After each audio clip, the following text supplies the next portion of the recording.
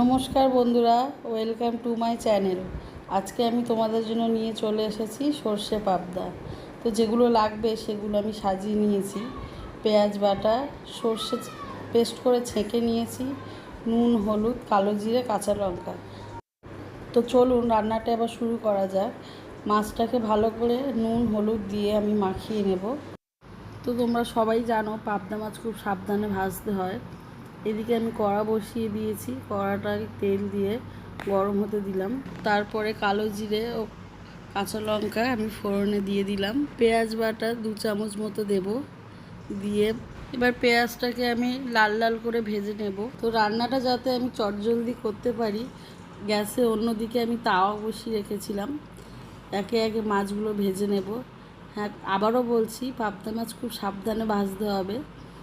তাওয়ার ওতে দিয়েই ঢাকা দিয়ে দিলে আর ছিটবে না। চলুন এইদিকে মাছটা ভাজা হোক, আমি গ্রেভিটা তৈরি করে নিই। তো পেঁয়াজ ভাজার পর আমি সর্ষে বাটা দিয়ে দিয়েছিলাম, নুন হলুদ দিয়ে ওটাকে ফুটতে ছেড়ে দিলাম। তো গ্রেভিটা ফুটে এলেই মাছ দিয়ে ফুটিয়ে আমি নামিয়ে নিলাম।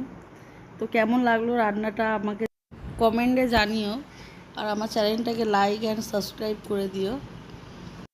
আশা করছি তোমাদের ভালো লাগবে।